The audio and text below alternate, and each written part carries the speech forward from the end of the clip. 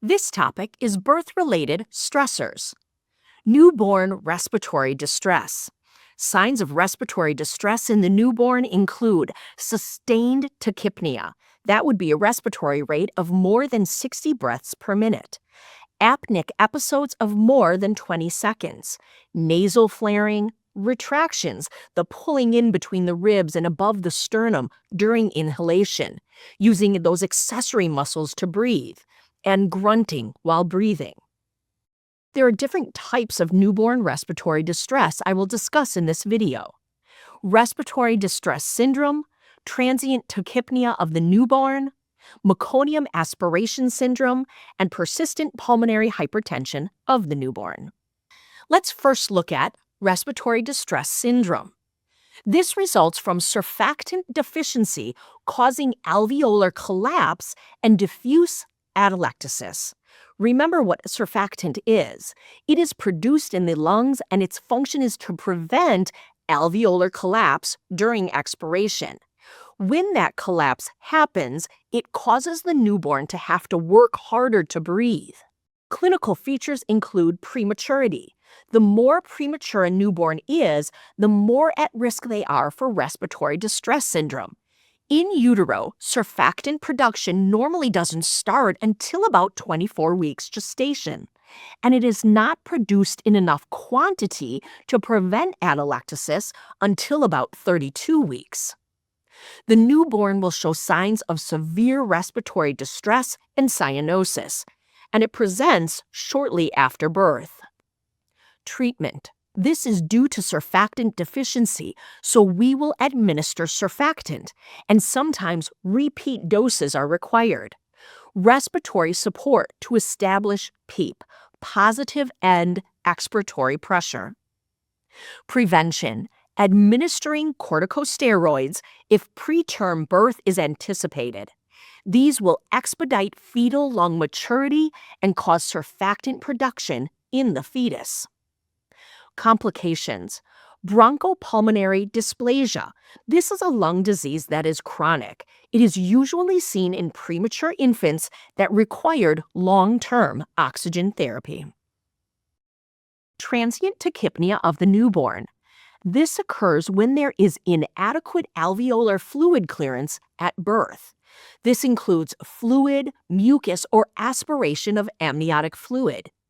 This may be from the fetus experiencing periods of decreased intrauterine perfusion and oxygenation due to maternal oversedation, a prolapse cord, or breech presentation.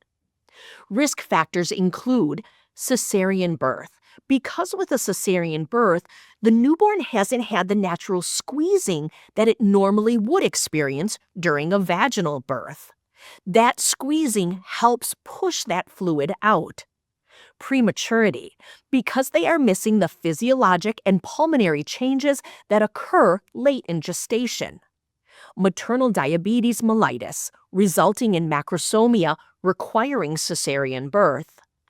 Clinical features include tachypnea shortly after birth. So they start breathing and the transition to breathing goes smoothly, but then they start to have increased work of breathing and grunting, flaring of the nostrils, and retractions, with clear breath sounds. Treatment includes supportive care, which will include oxygen. This typically self-resolves by days 2 to 3 of life. Normally, any additional fluid is removed via pulmonary circulation and lymphatic drainage. Persistent pulmonary hypertension of the newborn. Upon birth, the newborn's respiratory system must transition to breathing on its own. Normally, mediators are released that result in pulmonary vasodilation, decreasing pulmonary vascular resistance, or PVR. If the mediators are not released, pulmonary constriction happens with abnormal persistence of elevated fetal pulmonary vascular resistance. This elevated PVR causes the ductus arteriosus between the aorta and the pulmonary artery and the foramen ovale, the opening between the right and left atria, to remain open. These are fetal cardiac features that normally start to close upon birth. Because they remain open, this causes a right to left shunting across the ductus arteriosus and patent foramino valley. So that blood is not oxygenated on the right side of the heart, and it is being pushed over to the left side of the heart, bypassing the lungs. Risk factors include lung hypoplasia. This is a congenital condition in which the lungs have not formed properly in utero. Congenital diaphragmatic hernia. In utero, the diaphragm does not close properly, leaving an opening. This may allow the abdominal organs into the chest, resulting in underdeveloped lungs.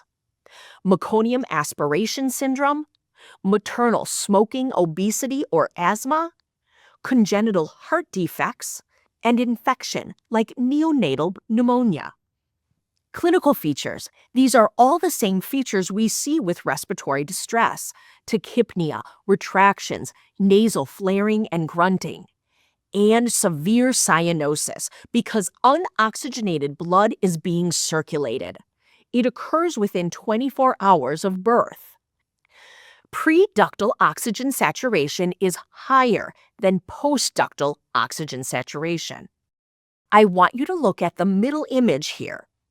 With the failed decline in PVR, blood from the pulmonary arteries, unoxygenated blood, is pushed through the patent ductus arteriosus and mixed with oxygenated blood in the aorta.